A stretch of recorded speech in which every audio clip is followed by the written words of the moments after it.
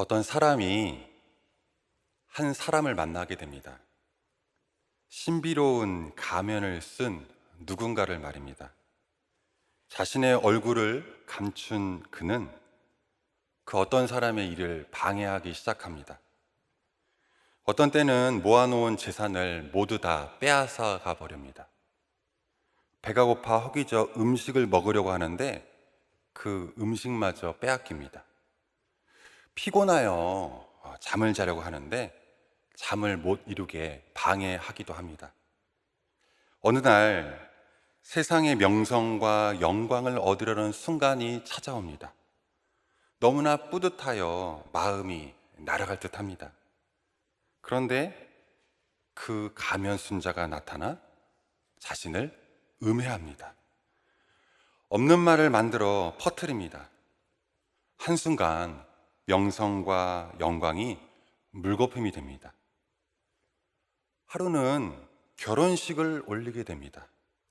사랑하는 이의 손을 잡고 결혼 서약을 하려는 그 순간 아니나 다를까 그 가면쓴 자가 나타납니다. 그리고는 그 자가 소리칩니다. 이 결혼은 이룰 수 없다.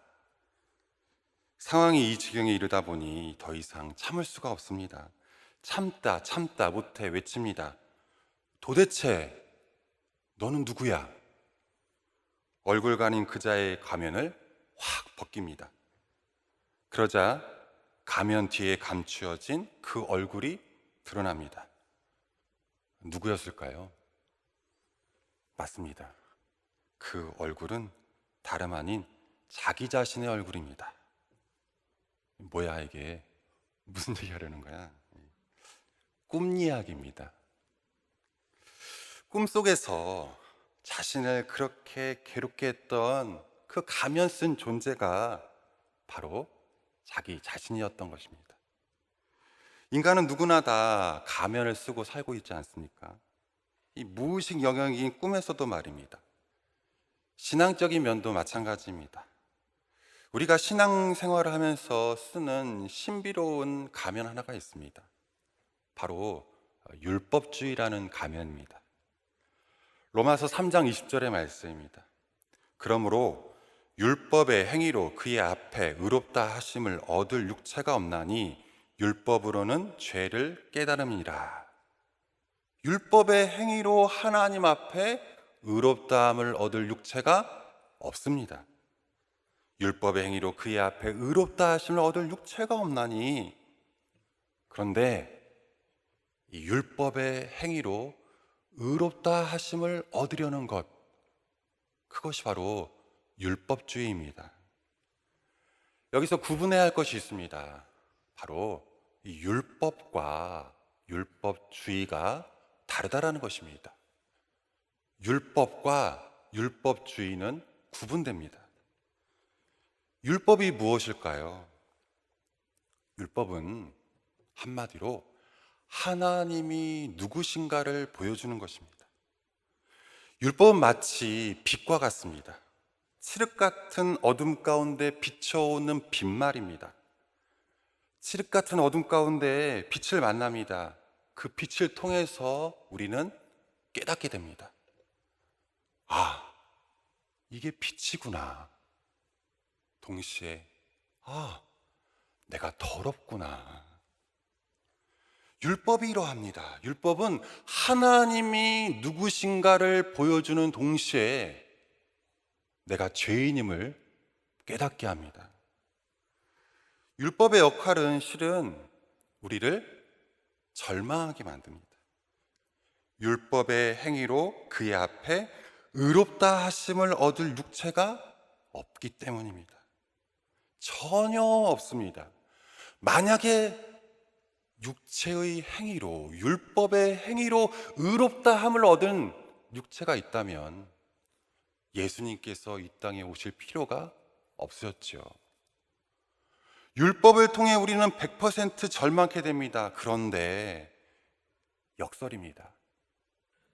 이 절망의 깊이는요, 희망의 깊이입니다. 예를 들어 봅니다. 여러분, 핸드폰으로 셀프 카메라를 찍을 때 한번 생각해 보십시오. 의외로 자기 자신의 모습이 멋지고 예쁘게 나오는 장소가 있지 않습니까? 어디인가요? 욕실입니다, 욕실. 남자들은 가끔 그 뿌연 그 욕실 거울에 비친 자신의 얼굴을 보면서 마치 자신이 송중기가 된 것 같은 나르시시즘에 빠집니다. 물론 제 이야기는 아닙니다. 하지만 찬란한 태양빛 아래 나를 보는 것은 다릅니다. 현실을 자각하게 됩니다. 요즘 말로 현타를 맛봅니다. 아, 나는 송중기가 아니라 그냥 남자구나. 내가 더러운 것을 아는 정도는 내가 겪은 빛의 밝기와 비례합니다. 이것이 바로 율법의 역할과 비유됩니다. 우리가 너무나 잘 아는 사도 바울의 고백이 있습니다. 로마서 7장의 고백이 있습니다. 오라 나는 공고한 사람이로다. 이 사망의 몸에서 누가 나를 건져내랴. 무슨 말인가요? 내가 더럽다라는 것입니다. 왜 사도 바울은 자기 자신이 공고하다라고 자기 자신이 더럽다라고 말할까요? 명확합니다. 그가 빛을 체험했기 때문입니다. 하나님의 찬란한 영광의 빛을 체험했기 때문입니다. 내가 죄인임을 아는 깊이는 내가 만난 하나님의 깊이와 비례하기 때문입니다. 율법의 행위로 그의 앞에 의롭다 하심을 얻을 육체가 없나니 율법으로는 죄를 깨달음이라. 이것이 율법입니다. 그런데 이 율법으로, 율법의 행위로 의롭다 하심을 얻으려는 것, 바로 율법주의입니다. 여기서 율법주의와 복음이 구분됩니다. 율법주의는 뭘까요? 율법주의는 내가 순종했기 때문에 복을 받는다라는 것입니다. 율법주의는 항상 나입니다. 내가 순종했기 때문에 복을 받는 것이고 내가 잘못했기 때문에 화를 받는 것이다. 마치 앞에서 이야기한 그 꿈속 가면의 실체가 나인 것처럼 율법주의는 자기의 자기 중심이라는 가면을 지닙니다. 그래서 율법주의는요, 자랑이 있습니다. 자랑이. 취미로 탁구를 즐기는 어떤 사람이 있습니다. 어느 날 오랜만에 친구를 만납니다. 그리고 이렇게 말합니다. 이보게, 내가 어제 우리 동네에 새로 이사 온 사람과 탁구를 쳤어. 그 사람 보기와 다르게 굉장하더구만. 자기 말로는 아마추어라는데 내가 보기에는 프로 이상의 실력을 가지고 있어. 그 빛의 속도로 넘기는 강력한 서브하며 폭풍 같은 스매싱. 와, 정말 굉장하더라고. 전에 살던 동네에선 3년 동안 아무도 그를 이기지 못했대. 나도 태어나서 그렇게 잘 치는 사람은 본 적이 없어. 휴, 간신히 이겼네. 은근한 자기 자랑이 있습니다. 자기 증명입니다. 율법주의는 끊임없이 자기 자신을 증명해야 합니다. 뭐를 증명해야 할까요? 하나님께서 나를 사랑하신다라는 것을 증명해야만 합니다. 하나님이 나를 사랑하신다. 나 잘 나가거든. 나 부자거든. 와, 하나님께서 당신을 축복하셨네요. 기도도 열심히 합니다. 예배 생활도 헌금 생활도 열심히 합니다. 교회 생활 말도 마세요. 그런데 어느 날 병이 찾아옵니다. 수입도 줄어듭니다. 자녀들이 속을 썩입니다. 하나님에 대한 원망이 일어납니다. 하나님, 이렇게 하시면 어떡합니까? 내가 어디 얼굴 들고 다닐 수 있겠습니까? 어떻게 내가 사람들 만날 수 있겠습니까? 아니, 하나님, 면이 서야 말이죠. 증명해야 합니다. 하나님께서 나를 사랑하신다라는 것을, 나의 믿음이 좋다라는 것을 증명해야만 합니다. 실패했다? 환난을 당한다? 그건 하나님의 영광을 가리는 것입니다. 실패하고 환난을 겪으면 남부끄러 교회도 못 나옵니다. 사람 보기에 창피하고 하나님이 원망스럽습니다. 뭔가 잘 되는 사람은 그가 잘해서 하나님께서 복을 주신 것이고, 실패하고 뭔가 잘 안 되는 사람은 그가 하나님께 잘못했기 때문에 내린 벌이라 여깁니다. 그 관점으로 다른 사람들을 평가합니다. 그 관점으로 스스로를 평가합니다. 둘 중에 하나입니다. 자랑 아니면 정죄입니다. 이것이 율법주의 신앙입니다. 그럼 복음은 뭐가 다를까요? 복음은 다릅니다. 처음부터 끝까지 복음은 다릅니다. 복음은 율법주의를 뒤집습니다. 전복시킵니다. 율법주의는 내가 순종했기 때문에 복을 받는 것입니다. 하지만 복음은 하나님께서 나에게 복을 주셨기 때문에 순종하는 것입니다. 율법주의의 주어가 나라면 복음의 주어는 하나님이십니다. 복음은 그 하나님이 중심에 계십니다. 복음은 하나님께서 복을 주셨기 때문에 순종하는 것입니다. 우리는 이미 다 복을 받은 것입니다.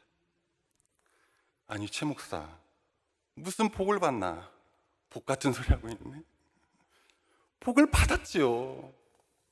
영원한 복이신 예수 그리스도를 우리는 받았습니다. 로마서 3장 21절과 22절의 말씀입니다.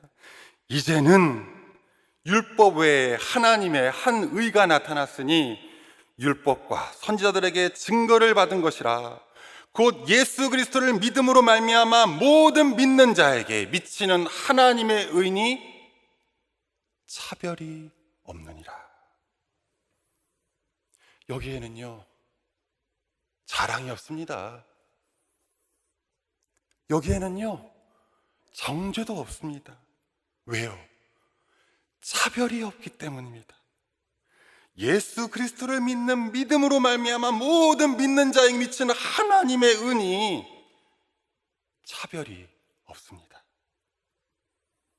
이 율법주의가, 이 복음은요, 하나님의 사랑에서 차이가 납니다.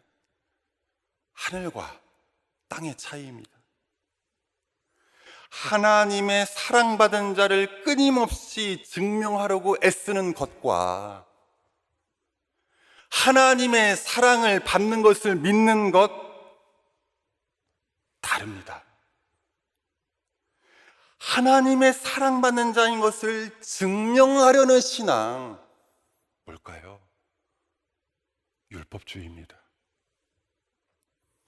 하나님의 사랑을 받는 것을 믿는 것, 뭘까요? 복음입니다.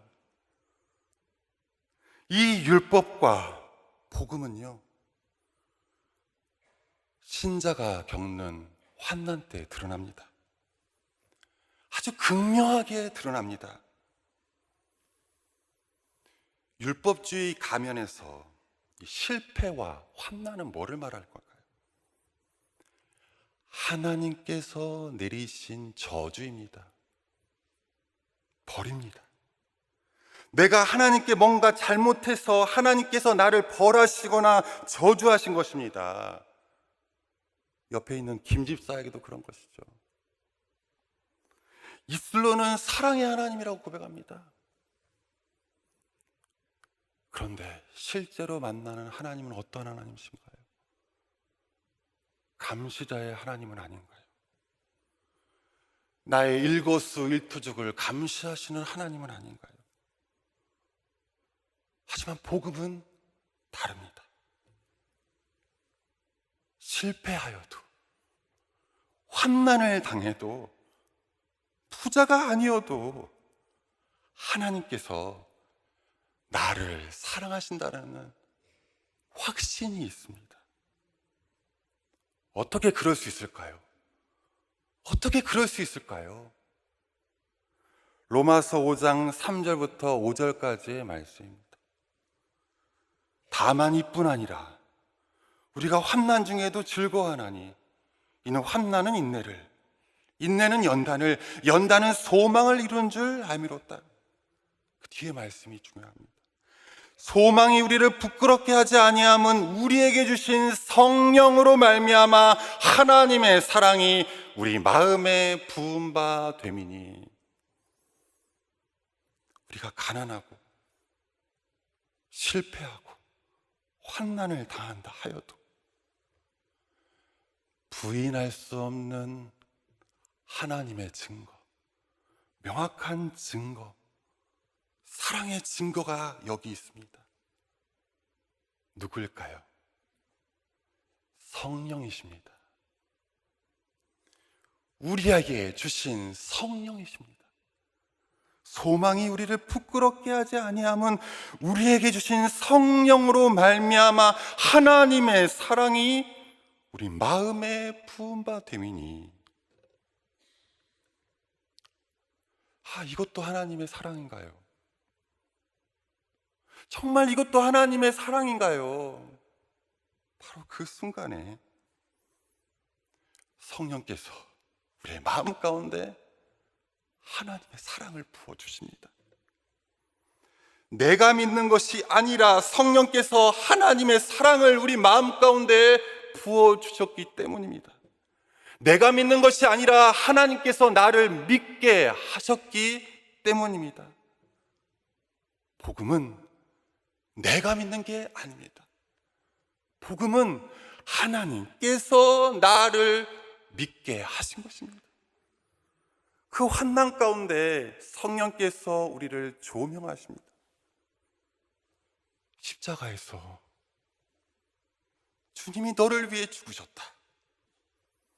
내가 죄인 되었을 때 주님이 너를 위하여 죽으셨다. 네가 가난하고 환난을 당하고 네가 실패했더라도 너를 향한 십자가는 취소할 수 없다.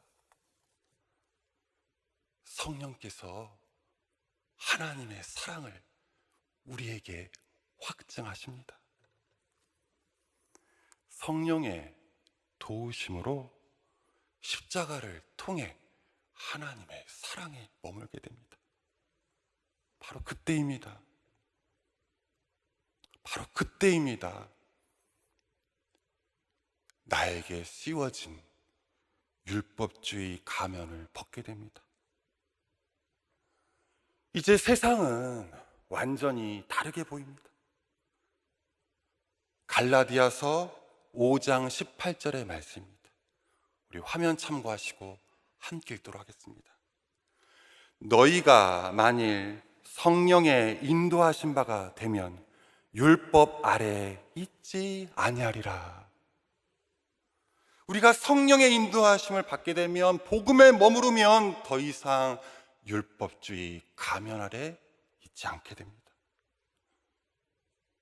이제 우리를 이끄는 것은 자랑이나 정죄가 아닙니다. 본문 로마서 3장 27절의 말씀입니다. 그런즉 자랑할 때가 어디냐? 있을 수 없느니라. 무슨 법으로냐? 행위로냐? 아니라 오직 믿음의 법으로니라. 자랑이나 정죄가 우리를 이끄는 것이 아니라 감격과 감동이 우리를 이끕니다. 성령의 감동입니다. 로마서 8장 1절과 2절의 말씀입니다. 그러므로 이제 그리스도 예수 안에 있는 자에게는 결코 정죄함이 없나니 이는 그리스도 예수 안에 있는 생명의 성령의 법이 죄와 사망의 법에서 너를 해방하였음이라. 제 이야기를 해서 죄송합니다. 최근에 저는 제 아버지를 천국으로 환송했습니다. 제 아버지가 임종하는 날 저희 가족은 모두 아버지가 계신 병원에 모였습니다. 사랑하는 아버지에게 가족들이 말합니다. 아빠 사랑해. 아빠 수고했어. 아빠 고마워. 아빠 미안해. 목사로서 저는 아버지에게 안수 기도를 했습니다. 암수 집사였던 아버지께 영접 기도를 했습니다. 그리고 임종 기도와 임종 예배도 드렸습니다. 제 아버지는 세상적으로 그렇게 성공한 분은 아닙니다. 그래서 아버지 귓가에 마지막으로 불려드렸던 찬송이 괴로운 인생길 가는 몸이었습니다. 그런데 그 아버지의 별세 앞에 세상의 성공도 실패도 거기에 없음을 알게 되었습니다. 성공이라는 가면, 실패라는 가면, 거기에는 자랑이나 정죄도 없습니다. 남은 것은 하나입니다. 십자가입니다. 성령이셨습니다. 하나님의 사랑만 남아 있었습니다. 가면을 벗긴 세계였습니다. 18세기 영국에 존 베리지라는 목사님이 있습니다. 이분이 쓴 책 가운데 가면을 벗긴 기독교 세계에서 스스로의 삶을 이렇게 묘사합니다. 한때는 내가 예수님을 멋쟁이로 알고 그분에게 갔었지. 그래서 그분이 특별한 자라면 나도 그러하고 그분이 공로가 있다면 나도 있다고 여기면서 아주 뻐겼지. 나는 마치 건강한 사람이 지팡이를 사용하여 그 지팡이에 약간 기대듯이 그분을 이용하였고 그 지팡이를 공중에 자랑하며 휘둘려 댔었지. 그러나 지금에 와서는 예수님은 나의 목발이야. 예수님 없이는 한 걸음도 가지 못해. 예수님이 나의 구주시며 나의 전부이시지. 이 존 베리지 목사의 비석에는 이런 글이 새겨져 있습니다. 나는 1716년 2월 죄중에 태어나도 1730년까지 자신의 타락한 상태를 모르고 지냈고 1954년까지 구원을 위해 신앙과 행위를 자랑하며 살아왔고 1756년에 오직 예수만이 피난처로 삼고 그에게 피신하였고 1793년 1월 22일에 그리스도 안에서 잠들었노라. 가면을 벗긴 기독교의 세계는 율법주의의 가면을 벗은 복음의 세계입니다. 자랑이나 정죄로 자신을 증명하는 삶이 아닙니다. 예수님을 멋으로 들고 다니는 지팡이가 아니라 영원히 기대해야 할 유일한 목발임을 깨닫게 되는 세계입니다. 이 세대에, 이 시대 가운데 진정한 희망이 뭘까요? 자랑이나 정죄가 아닙니다. 감격입니다. 감동입니다. 감격하여서 눈물을 흘리는 복음의 능력입니다. 복음의 감격, 성령의 감동, 이것이 희망이기에 우리가 이 자리에 있고 쇠문안교회가 이 자리에 있습니다. 이 복음의 감격과 성령의 감동으로 율법주의 가면을 벗은 복음의 세계를 누리시는 저와 여러분 되시길 간절히 기도합니다. 기도하겠습니다. 복음의 세계를 열어주신 하나님 아버지, 허락하신 복음의 빛으로 인생이 평탄할 때 몰랐던 내 안에 자랑과 정죄가 낱낱이 드러납니다. 이제 복음으로 나의 실체를 보게 됩니다. 주님만이 나의 전부이심을 고백합니다. 내가 기대해야 할 유일한 목발이심을 고백합니다. 복음이 나를 붙들고 성령께서 나를 이끌어 가심을 믿습니다. 언제 끝날지 알 수 없는 이 삶의 터널에도, 이 칠흑 같은 어둠에도 주님의 손 붙잡고 한 걸음 내디싸우니 믿음과 인내로 견디게 하여 주시옵소서. 두려움과 절망 대신 소망을 품게 하여 주시옵소서. 정죄받지도 정죄하지도 않는 그 복음 앞에 살아가는 내가 되게 하여 주시옵소서. 복음 그 자체이신 예수님의 이름으로 기도합니다. 아멘.